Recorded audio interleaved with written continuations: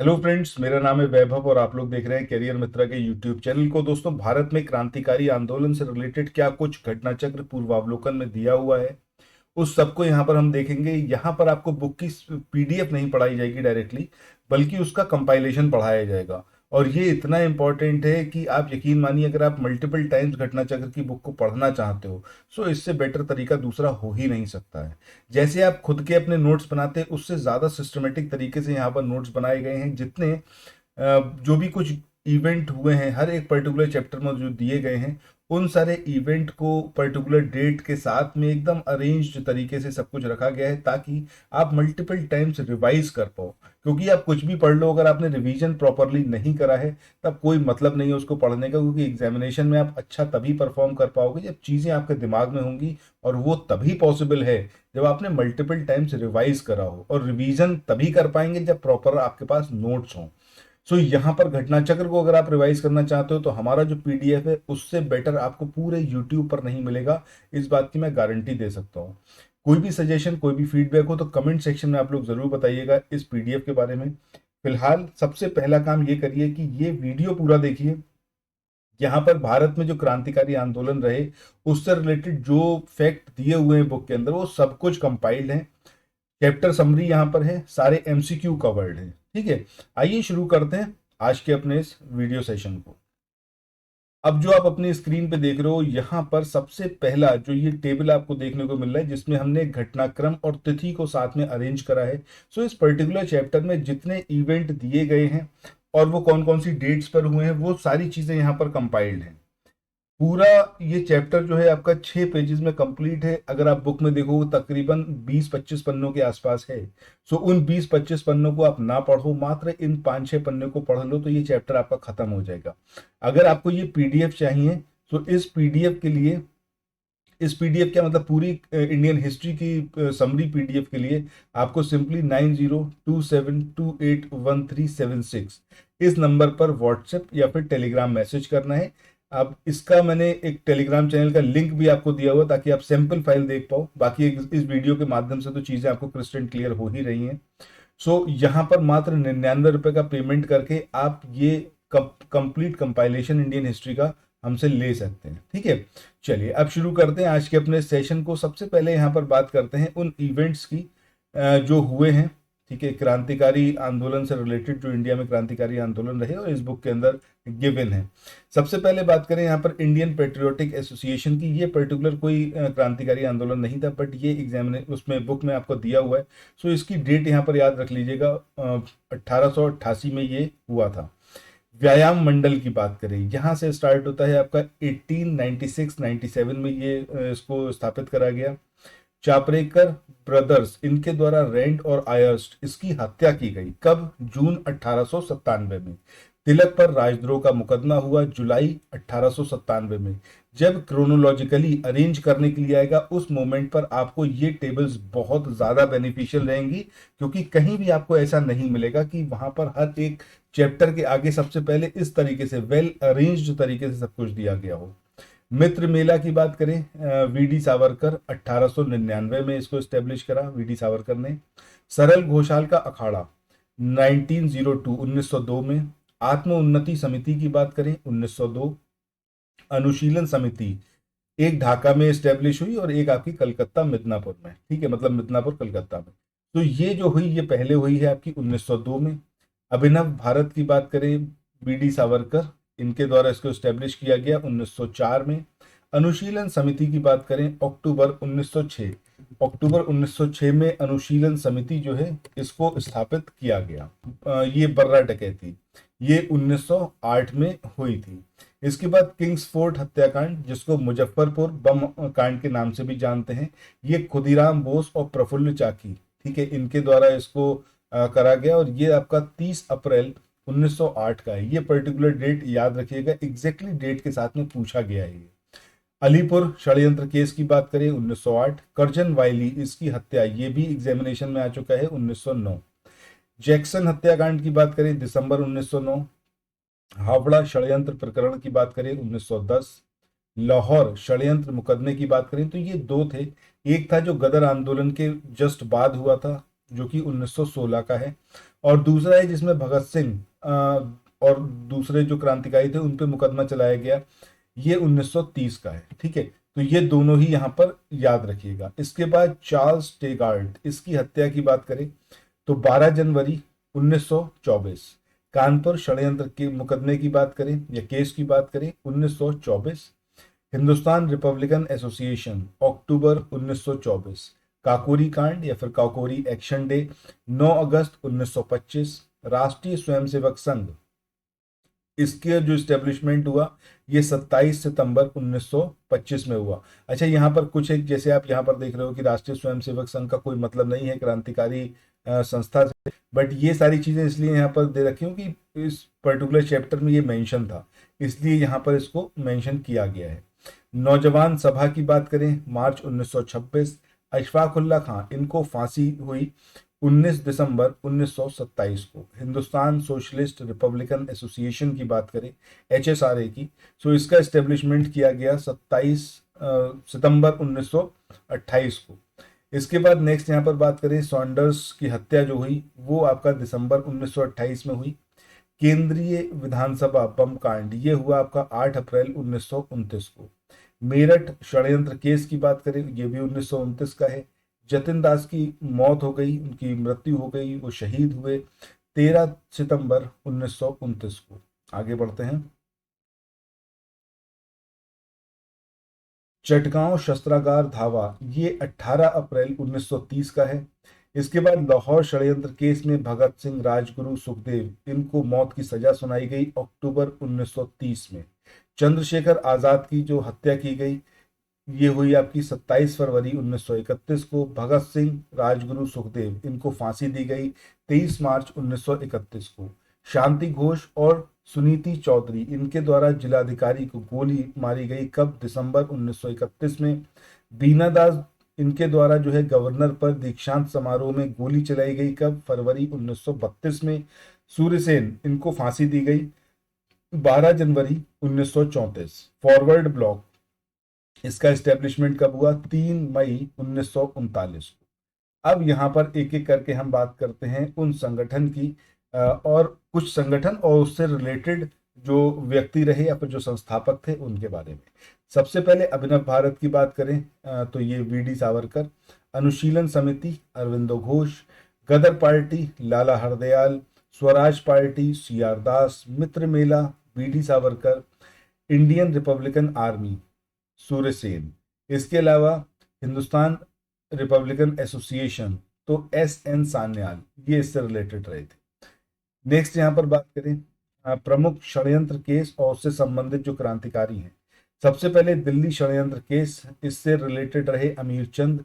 काकोरी षड्यंत्र केस की बात करें तो अशफाकुल्ला खां, और भी क्रांतिकारी हैं बट ये पर्टिकुलर जो एग्जामिनेशन में पूछा गया उससे रिलेटेड है। लाहौर षड्यंत्र केस की बात करें जतिन दास। नासिक षड्यंत्र केस की बात करें अनंत लक्ष्मण कन्हरे। इसके अलावा हावड़ा षड्यंत्र केस की बात करें जितेंद्र नाथ मुखर्जी। अलीपुर षड्यंत्र केस की बात करें अरविंदो घोष। कानपुर षड्यंत्र केस की बात करें तो श्रीपद अमृत डांगे, मुजफ्फर अहमद, नलिनी गुप्ता और शौकत उस्मानी। अब जैसे यहाँ पर आप देख रहे हो ये अलग अलग केस हैं, ऐसे ऊपर जो हमने ऑर्गेनाइजेशन देखी, अब यहाँ पर कोई एक व्यक्ति उससे रिलेटेड नहीं है, ठीक है, कई सारे और भी लोग उससे शामिल हैं, बट एग्जामिनेशन में क्वेश्चन पूछा गया तो उसमें इसके रिलेटेड जो व्यक्तियों के नाम दिए गए थे, ठीक है, तो वो सिंगल सिंगल यहीं पर यही लोग थे, तो उनको यहाँ पर एज इट इज रखा गया है। इसके बाद नेक्स्ट यहाँ पर हम बात करें कि क्रांतिकारी और उनको जो फांसी देने की आयु थी उसके आधार पर अगर हम देखें तो खुदीराम बोस, इनका जन्म हुआ था 3 दिसंबर 1889 में और इनको फांसी हुई 11 अगस्त 1908 में। जब इनको फांसी दी गई तब इनकी एज कितनी थी? 18 साल 8 महीने 8 दिन, ठीक है। इसके बाद हेमू कलाणी या फिर कालनी की बात करें तो जन्म हुआ इनका 23 मार्च 1923 को। फांसी दी गई 21 जनवरी 1943 को। जब इनको फांसी दी गई तब इनकी एज कितनी थी? 19 साल 9 महीने 28 दिन। सो एग्जामिनेशन में अगर पूछा जाता है कि सबसे कम उम्र में फांसी किसको दी गई तो खुदीराम बोस का नाम आपको याद रखना है। इसके बाद सुखदेव की बात करें तो इनका जन्म हुआ 1907 में, फांसी दी गई 1931 में। जब फांसी दी गई उस टाइम पर एज कितनी थी? 24 साल। अशफाक उल्ला खां की बात करें, जन्म हुआ 1900 में, फांसी हुई 1927 में। जब फांसी दी गई उस टाइम पर एज कितनी थी? 27 साल। इसके बाद कुछ एक पॉइंट देखते हैं कि वारेंद्र घोष और भूपेंद्र नाथ दत्त, इनके नेतृत्व में 1906 में युगांतर, जो कि एक साप्ताहिक पत्रिका थी, उसका प्रकाशन किया गया। हेमू कानूनगो कलकत्ता अनुशीलन समिति के सहयोगी और बम विशेषज्ञ थे। तो हेमचंद्र कानूनगो की बात करें तो ये क्या थे? आपके बम एक्सपर्ट थे, बम बनाने में माहिर थे, ठीक है, और अनुशीलन समिति के ये सहयोगी थे। अब यहाँ पर वीडी सावरकर, एक एक पर्सनैलिटी के बारे में और जो ऑर्गेनाइजेशन है उसके बारे में जानेंगे। सबसे पहले विनायक दामोदर सावरकर, इन्होंने 1899 में मित्र मेला, 1904 में अभिनव भारत नामक संगठन, इसको स्थापित किया। कहाँ पर? नासिक में। इन्होंने 28 सितंबर 1906 को मैजनी की जीवनी को पूरा किया। इन्होंने भारत की जो स्वतंत्रता संग्राम 1857 इस नाम से एक बुक लिखी, ठीक है। सो भारत का स्वतंत्रता संग्राम 1857, ये उस बुक का नाम है जो इनके द्वारा लिखी गई। सावरकर को इंग्लैंड से भारत SS मोरिया, ये एक जहाज था जिससे लाया गया, तो ये पर्टिकुलर नाम याद रखना है, SS मोरिया। इस जहाज से इनको लेके आया गया। जब 8 जुलाई 1910 को जहाज मार्सेलिस बंदरगाह पर पहुंचा, तब ब्रिटिश कैद से मुक्त होने के लिए वो चलते जहाज से कूद पड़े, लेकिन वापस से इनको गिरफ्तार कर लिया गया। नेक्स्ट यहाँ पर बात करते हैं मित्र मेला। इस ऑर्गेनाइजेशन को एस्टेब्लिश किसने किया? वीडी सावरकर या फिर विनायक दामोदर सावरकर और गणेश सावरकर, जो इनके भाई थे, 1899 में। अभिनव भारत की बात करें तो सावरकर के द्वारा इसको एस्टेब्लिश किया गया 1904 में नासिक, महाराष्ट्र में। और ये जो है सावरकर द्वारा 1899 में जो एस्टेब्लिश था मित्र मेला संगठन, उसी का परिवर्तित रूप था। अभिनव भारत की शाखाएं महाराष्ट्र के अलावा कर्नाटक और मध्य प्रदेश में भी स्टैब्लिश की गई थी। इसके बाद नेक्स्ट यहाँ पर बात करते हैं राष्ट्रीय स्वयंसेवक संघ की। तो इसको स्थापित किया केशव बलिराम हेडगेवार ने। इसकी स्थापना तिथि की बात करें 27 सितंबर 1925 नागपुर, महाराष्ट्र में इसका मुख्यालय है। जितेंद्र नाथ मुखर्जी 1879-1915, सो ये बंगाल के क्रांतिकारी थे। ये इनका पूरा लाइफ स्पैन था। 1869 में ये पैदा हुए, 79 में, और 1915 में इनकी डेथ हो जाती है। ये विवेकानंद और अरविंदो घोष इनके अनुयायी थे। ये युगांतर, अनुशीलन समिति और गदर पार्टी के सक्रिय सदस्य रहे थे। इसके बाद आगे बढ़ते हैं। यहाँ पर जो आप देख रहे हो ये अनुशीलन समिति से रिलेटेड एक पूरा ग्राफ है। अच्छा, ये जो है इनको बाघा जतिन के नाम से भी जाना जाता है। अनुशीलन समिति, इसकी इस्टेब्लिशमेंट अगर हम मिदनापुर में बात करें तो 1902 में हुई, और इसकी जो स्थापना करी वो ज्ञानेंद्र नाथ बसु ने करी। वहीं ढाका की बात करें तो अक्टूबर 1906 में हुई, और यहाँ पर पुलिन बिहारी दास, ठीक है, इनके द्वारा इसको मतलब पूरा एस्टेब्लिश किया गया और सर्वाधिक संगठित था ये। वहीं अगर हम कलकत्ता की बात करें तो कलकत्ता में मार्च 1902 में एस्टेब्लिश हुई सतीश चंद्र बसु के द्वारा। और शेखर बंदोपाध्याय की पुस्तक में ये चीज़ मेंशन है कि जो कलकत्ता में अनुशीलन समिति की एस्टेब्लिशमेंट हुआ वो सतीश चंद्र बसु के द्वारा किया गया था। इसके अलावा 1902 में ही कलकत्ता में प्रमथ नाथ मित्र, जो इसके अध्यक्ष रहे, जितेंद्र नाथ बनर्जी, जिनको बाघा जतिन, जिनके बारे में भी हमने जाना है, और वारेंद्र नाथ घोष, ये सुमित सरकार की जो बुक है उसके अनुसार ये दिया हुआ है। तो इन तीनों ने यहाँ पर कलकत्ता में ही 1902 में इसको एस्टेब्लिश किया, ठीक है।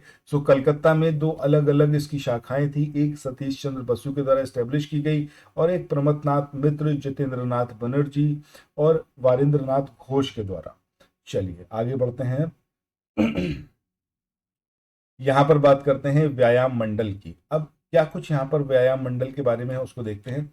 सबसे पहले संस्थापक कौन रहे तो वो है आपके दामोदर हरि चापेकर, बालकृष्ण हरि चापेकर और वसुदेव हरि चापेकर। तो ये तीनों भाई थे, ठीक है, जिन्होंने व्यायाम मंडल को स्थापित किया 1896-97 में पूना में। इसकी स्थापना विशुद्ध राजनीतिक उद्देश्य से की गई थी, यानी कि पूरा पॉलिटिकल एक एम था जिसकी वजह से व्यायाम मंडल को एस्टेब्लिश किया गया। जून 1897 में चापरेकर बंधुओं ने पूना की प्लेग कमेटी के जो अध्यक्ष थे रेंड और लेफ्टिनेंट अयस्ट, इसकी हत्या कर दी। इन दोनों के हत्या के आरोप में दामोदर हरि चापेकर को फांसी दे दी गई और इनकी गिरफ्तारी द्रविड़ बंधुओं के सूचना पर हुई थी। ठीक है, आगे बात करें तो रेंड की हत्या को लेकर यह आरोप लगाया गया कि बाल गंगाधर तिलक के नेतृत्व में पूना के जो ब्राह्मण थे उन्होंने पूरी ये कॉन्स्पिरेसी रची थी। जुलाई 1897 में तिलक को भारतीय दंड संहिता की धारा 124 एक इसके तहत जो है राजद्रोह के आरोप में गिरफ्तार किया गया और 18 महीने की कैद उनको दी गई और इस चीज का देश भर में काफी विरोध भी हुआ और इस कारण तिलक जो है वो अखिल भारतीय नेता के रूप में लोकप्रिय हो गए और जनता ने उन्हें लोकमान्य की उपाधि दी। ठीक है, सो ये जो पूरा केस रहा जिसमें चापेकर बंधुओं ने रेंड और आयस की हत्या करी, तो इसके बाद तिलक पर यह आरोप लगे कि इन्होंने जो है पूरी कॉन्स्पिरेसी रची है, इनका भी इसके अंदर इन्वॉल्वमेंट है, जिसकी वजह से इनको 18 महीने का कारावास दिया गया और उसी की वजह से ये ऑल ओवर इंडिया पहचाने जाने लगे और इनको लोगों ने लोकमान्य की उपाधि दी। इसके बाद बर्रा डकैती की बात करें, 1908 में यह घटना हुई पूर्वी बंगाल में।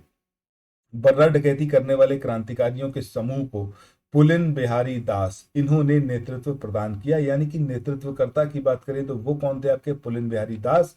ये घटना हुई कहां पर, पूर्वी बंगाल में 1908 में। ठीक है, इसके बाद मुजफ्फरपुर बम कांड 1908, इसकी बात करें तो 30 अप्रैल 1908 में हुआ मुजफ्फरपुर बिहार में। खुदीराम बोस और प्रफुल्ल चाकी ये संबंधित क्रांतिकारी रहे। यहाँ पर खुदीराम बोस और प्रफुल्ल चाकी ने किंग्सफोर्ड पर बम फेंका, लेकिन किंग्सफोर्ड तो बच गए, बट हुआ ये कि जो हमारा पूरा फ्रीडम मूवमेंट था उससे हमदर्दी रखने वाली एक व्यक्ति थी, इनका नाम था मिस्टर कैनेडी की जो वाइफ थी, ठीक है, और उनकी जो लड़की थी वो इसके अंदर मारी गई। जो मिस्टर कैनेडी जो थे वो सपोर्ट करते थे, एक तरीके से हमदर्दी रखते थे, बट उनकी वाइफ और उनकी जो लड़की थी वो इसके अंदर मारी गई। प्रफुल्ल चाकी ने पुलिस से बचने के लिए आत्महत्या कर ली।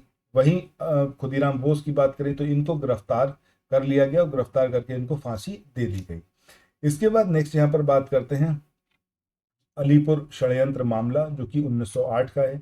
तो वारेंद्र घोष और उनके भाई अरविंद घोष, ठीक है, और उसके अलावा 34 दूसरे लोग वो इसमें इन्वॉल्व रहे। अवैध हथियार रखना ये आरोप था इनके ऊपर।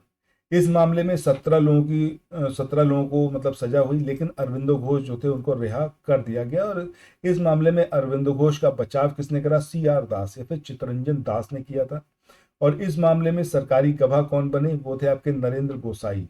ठीक है, गवाह नरेंद्र गोसाई की कन्हैया लाल दत्त और सत्येंद्र बोस ने जेल में गोली मारकर हत्या कर दी। तो यहाँ पर ये चीज याद रखनी है कि सरकारी गवाह थे नरेंद्र गोसाई, जिनकी हत्या किसने करी, कन्हई लाल दत्त और सत्येंद्र बोस, इन्होंने जेल में गोली मारकर इसको मार दिया और जिसकी वजह से उन्हें जो है फांसी की सजा हुई इन दोनों लोगों को।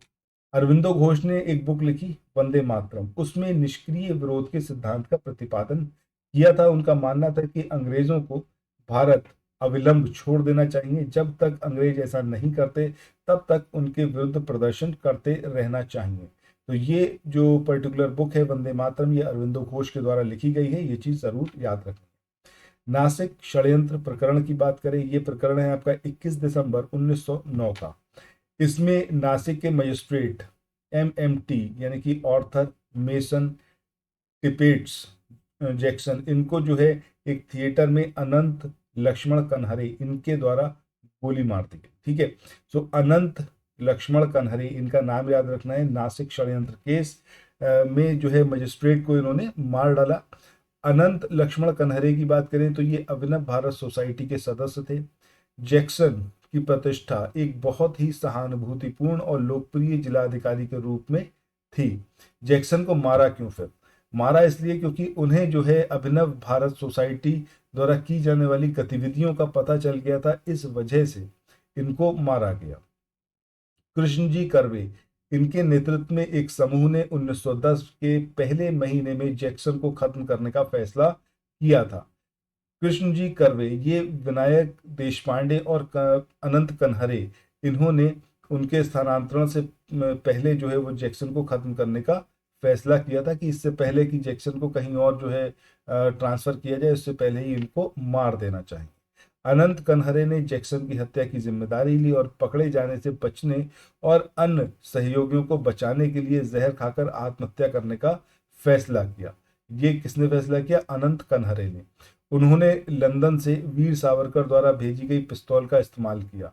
अनंत कनहरे जो उस समय 18 वर्ष के थे, कृष्णजी कर्वे और विनायक देशपांडे, इन पर बंबई की अदालत में मुकदमा चलाया गया और जैक्सन की हत्या के मात्र 4 महीने बाद 19 अप्रैल 1910 को थाने जेल में उन्हें फांसी दे दी गई।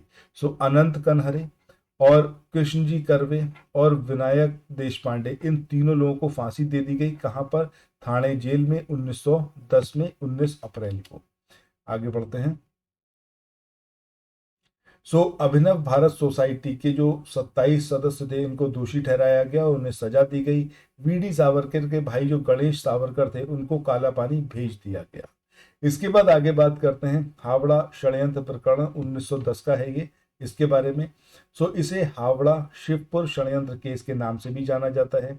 इस मामले में अनुशीलन समिति से जुड़े 47 क्रांतिकारियों को गिरफ्तार कर इंस्पेक्टर शमसुल आलम, इनका नाम जरूर याद रखिएगा, इंपॉर्टेंट है, ये बंगाल पुलिस में उप अधीक्षक और खुफिया अधिकारी थे, इनकी हत्या का मुकदमा चलाया गया। आलम जो थे, ये अलीपुर बम मामले में एक महत्वपूर्ण गवाह नरेन गोसाई की हत्या और दूसरे जो प्रकरण थे उसकी जांच कर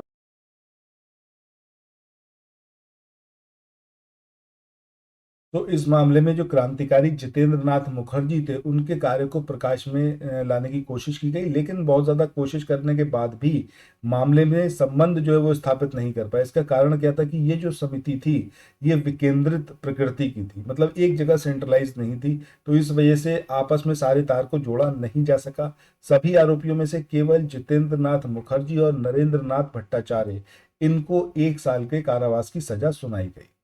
इसके बाद नेक्स्ट यहाँ पर बात करते हैं दिल्ली षड्यंत्र केस, दिल्ली लाहौर षड्यंत्र केस या फिर हार्डिंग बम केस। तो इसे अलग अलग नामों से जाना जाता है, ये तीनों नाम एक ही पर्टिकुलर इवेंट के हैं। ये घटनाक्रम हुआ 23 दिसंबर 1912 को चांदनी चौक।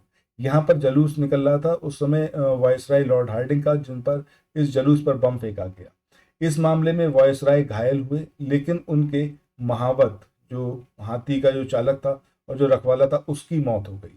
महावत की यहाँ पर मौत हो गई, लेकिन जो हार्डिंग थे इसमें सिर्फ घायल हुए, इससे ज्यादा इन्हें कुछ नहीं हुआ।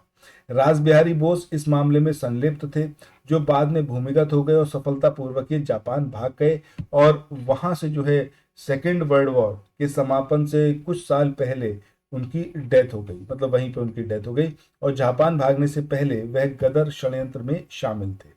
अच्छा, यहाँ पर बात करें कि कौन से क्रांतिकारी थे जिन पर मुकदमा चलाया गया। वो थे आपके वसंत कुमार विश्वास, अमीर चंद और अवध बिहारी। इन तीनों को दोषी ठहराया गया और इन्हें जो है फांसी दे दी गई। इसके बाद कानपुर षड्यंत्र केस की बात करें, जो कि आपका 1924 का है। इसमें कम्युनिस्ट आंदोलन की शक्ति और बढ़ते प्रभाव को रोकने के लिए कानपुर में एक षड्यंत्र को आधार बनाकर कुछ कम्युनिस्टों पर मुकदमा चलाया गया।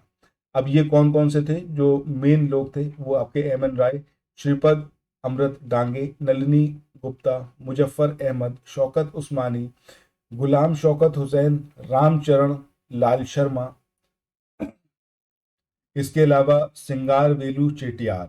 ठीक है, अब इसमें श्रीपद अमृत डांगे, मुजफ्फर अहमद, नलिनी गुप्ता और शौकत उस्मानी की बात करें तो इन सबको जो है 4-4 साल की सजा दी गई, कैद की। इनके नाम एज इट इज याद रखिएगा। इसमें श्रीपाद अमृत डांगे, मुजफ्फर अहमद, नलिनी गुप्ता और शौकत उस्मानी हैं, जिनको 4-4 साल की सजा दी गई।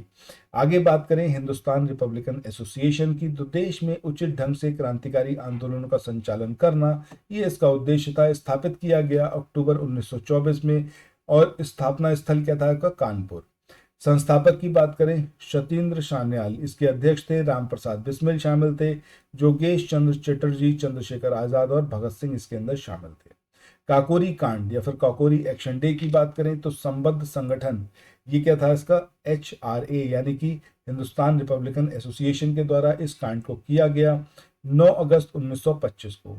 एचआरए द्वारा उत्तर रेलवे के लखनऊ सहारनपुर संभाग के काकोरी नामक जो स्थान है वहां पर 8 town Saharanpur Lucknow passenger train, इस पर डकैती डाली गई और सरकारी खजाने को लूट लिया गया। कौन कौन से क्रांतिकारी इससे संबद्ध रहे?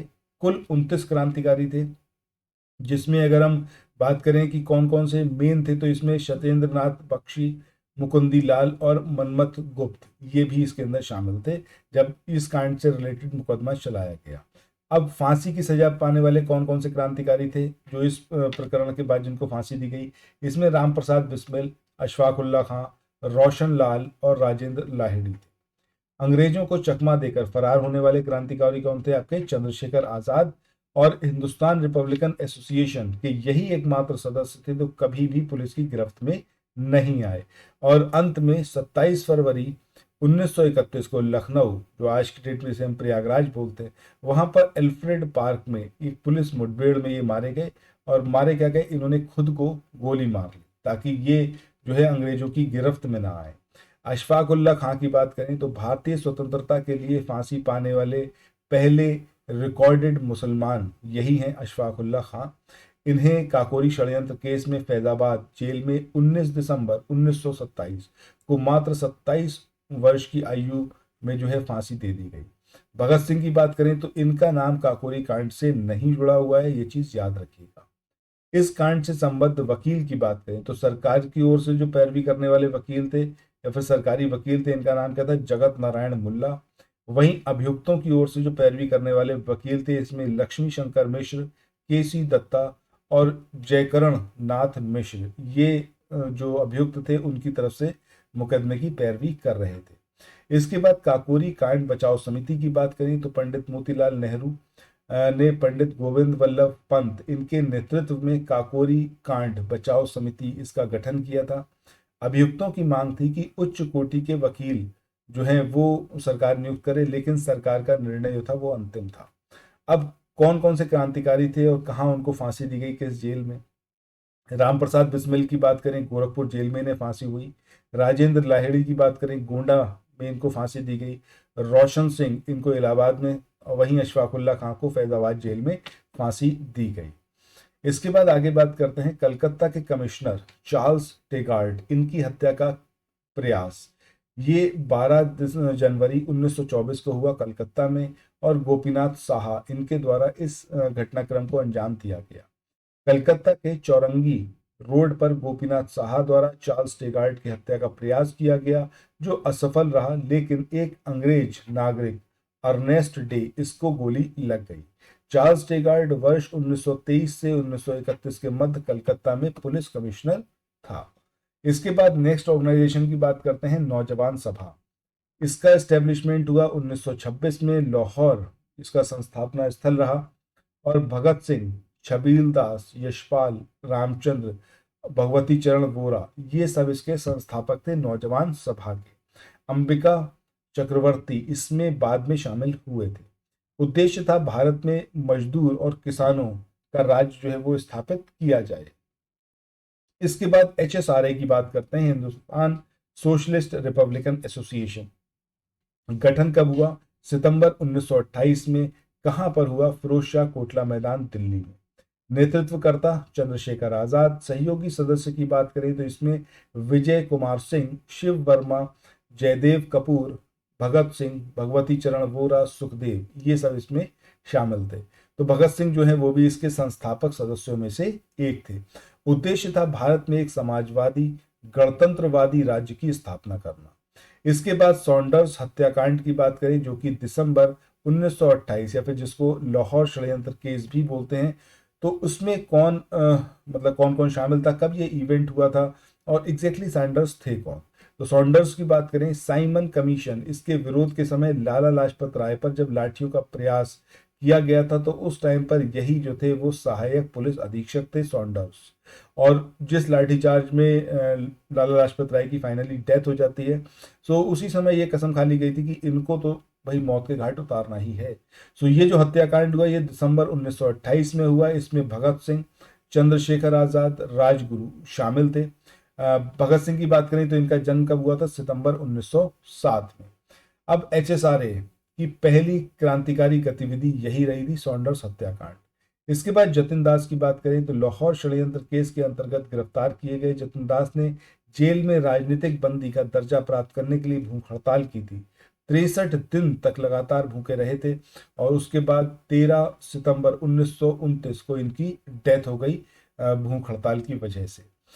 भगत सिंह, राजगुरु और सुखदेव की बात करें तो लाहौर षड्यंत्र केस के तहत गवर्नर जनरल द्वारा गठित विशेष ट्राइब्यूनल ने अक्टूबर 1930 को भगत सिंह, राजगुरु और सुखदेव को मौत की सजा सुनाई।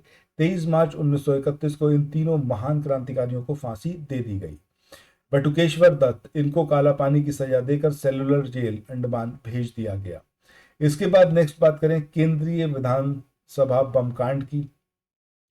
ये कौन सी ऑर्गेनाइजेशन इस बम कांड के लिए रिस्पॉन्सिबल थी, तो वो थी आपकी HSRA, यानी कि हिंदुस्तान सोशलिस्ट रिपब्लिकन एसोसिएशन। कौन कौन से क्रांतिकारी इससे रिलेटेड रहे, तो वो थे आपके भगत सिंह और बटुकेश्वर दत्त, जो कि HSRA के सदस्य थे।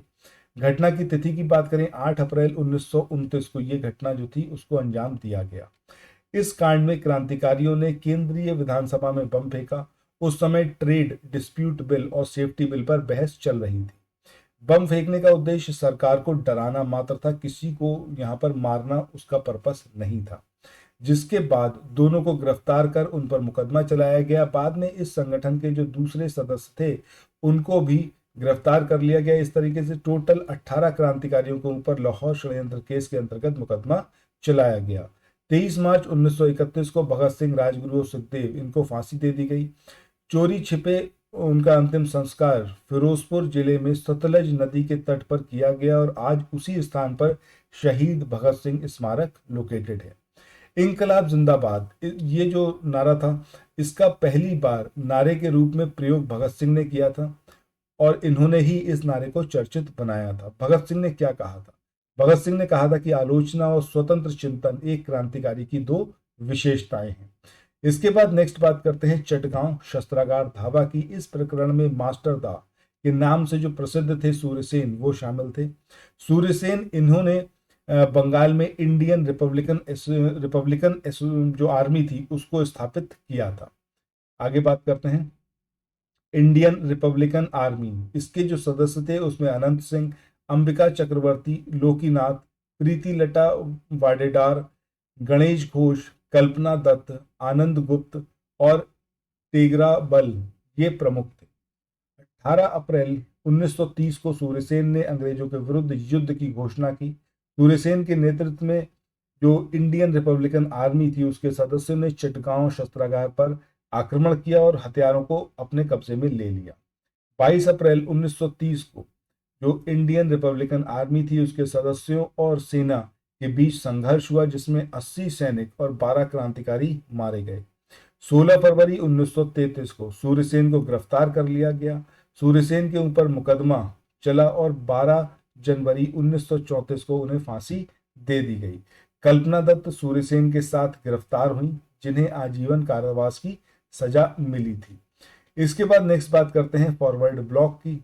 तो इसके संस्थापक रहे सुभाष चंद्र बोस। 3 मई 1939 को इसको स्टैब्लिश किया गया। बिस्मिल अजीमाबादी की बात करें तो इनका जो वास्तविक नाम था वो सैयद शाह मोहम्मद हसन खां था। जन्म हुआ था 1901 में हरदास बिनाहा गांव पटना में। इनकी पंक्तियां हैं, सरफरोशी की तमन्ना अब हमारे दिल में है, देखना है जोर कितना बाजुए कातिल में है, और बहुत ही प्रसिद्ध ये लाइनें हैं।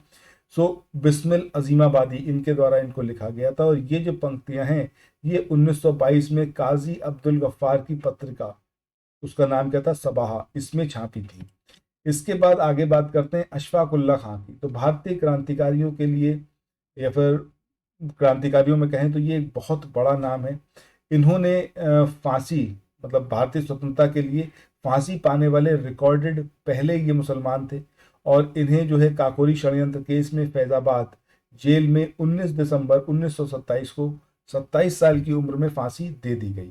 जन्म कब हुआ था इनका? 22 अक्टूबर 1900 को शाहजहांपुर उत्तर प्रदेश में। और ये 1857 के विद्रोह के संदर्भ अगर लिया जाए तो उस टाइम पर अगर हम देखें तो अजीजुद्दीन, ये जो है वो पहले रिकॉर्डेड मुसलमान होंगे जिनको फांसी दी गई।